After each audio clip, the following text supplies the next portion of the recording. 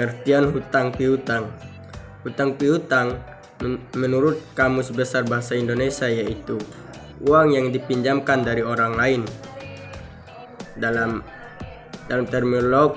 terminologi fikih muamalah, hutang piutang disebut dengan dayin, atau istilah dayin ini juga sangat terkait dengan istilah qard atau qaradah yang dalam bahasa Indonesia dikenal dengan pinjaman.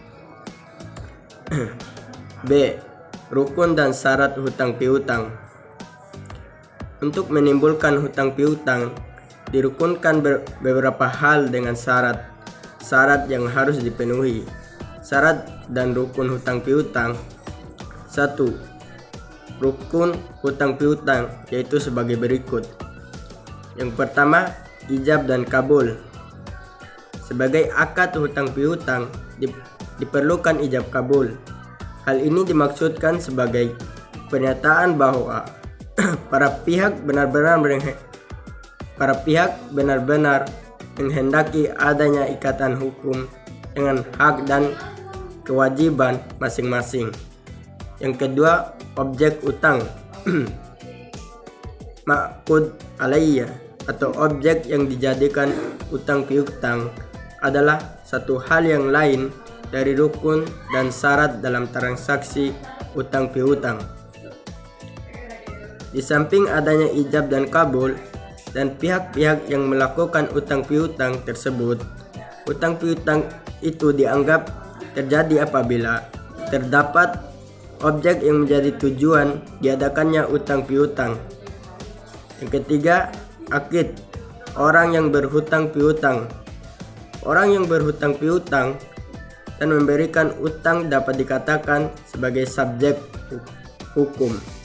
Sebab menjalankan praktik utang piutang adalah mereka berdua. Untuk itu diperlukan orang yang mempunyai kecakapan untuk melakukan perbuatan hukum. 2. Adapun syarat hutang piutang yaitu A. Harta yang dihutangkan jelas dan dari harta yang halal. B. Pemberi pinjaman tidak dibolehkan untuk mengungkit masalah hutang dan tidak menyakiti perasaan pihak piutang. C. Pihak piutang niatnya adalah untuk mencukupi keperluannya dan mendapat ridha Allah dengan mempergunakan yang dihutangkan secara benar. D. Harta yang dihutangkan tidak membuat aturan memberi kelebihan kepada yang dihutangkan. C. Hukum dan ketetapan hutang piutang.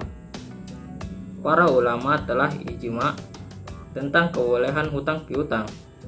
Hukum hutang piutang atau qard sunnah bagi orang yang memberikan uang serta mubah bagi orang yang minta diberi utang.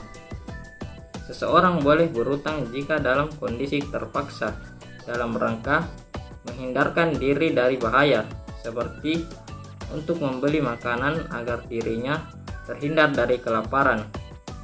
Di samping itu, hukum qard berubah sesuai dengan keadaan, cara, dan proses akadnya.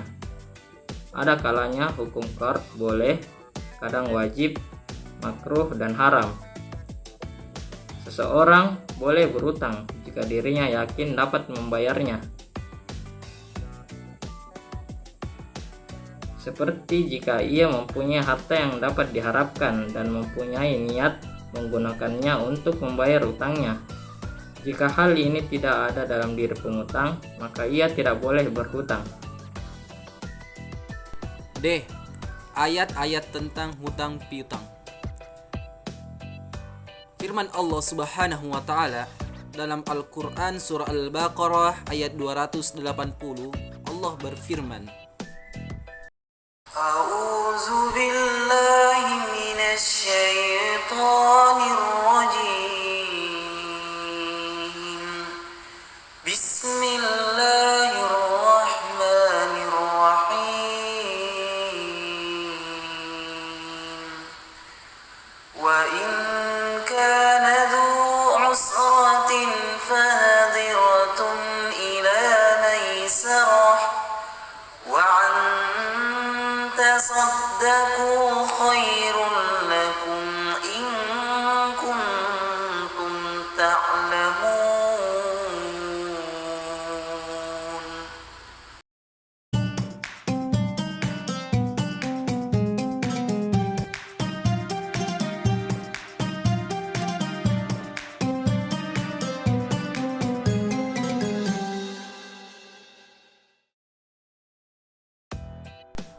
Penafsiran surah Al-Baqarah ayat 280. Dan jika dia, yakni orang yang berutang itu dalam kesulitan, maka hendaklah diberi tangguh. Maksudnya, hendaklah kamu undurkan pembayarannya sampai dia berkelapangan, dibaca maisarah atau maisurah. Dan jika kamu menyedekahkannya, dibaca dengan tasydid, yakni setelah mengidghamkan ta pada asalnya pada shad menjadi tasaddaqu. Juga tanpa tasydid hingga dibaca tasaddaqu, yakni telah dibuang ta, sedangkan artinya ialah mengeluarkan sedekah kepada orang yang sedang dalam kesusahan itu dengan jalan membebaskannya dari utang, baik sebagian maupun keseluruhan. Itu lebih baik bagimu jika kamu mengetahui bahwa demikian itu baik, maka kerjakanlah. Dalam sebuah hadis disebutkan, barang siapa yang memberi tangguh orang yang dalam kesusahan atau membebaskannya dari utang, maka Allah akan melindunginya dalam naungannya di hari saat tak ada naungan selain naungannya. Hadis riwayat Muslim.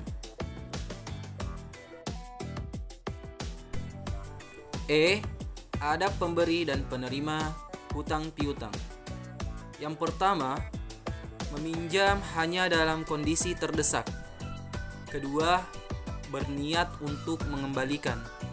Ketiga, ditulis dan dipersaksikan. Keempat, pemberi utang tak boleh mengambil keuntungan. Yang kelima, segera membayar utang.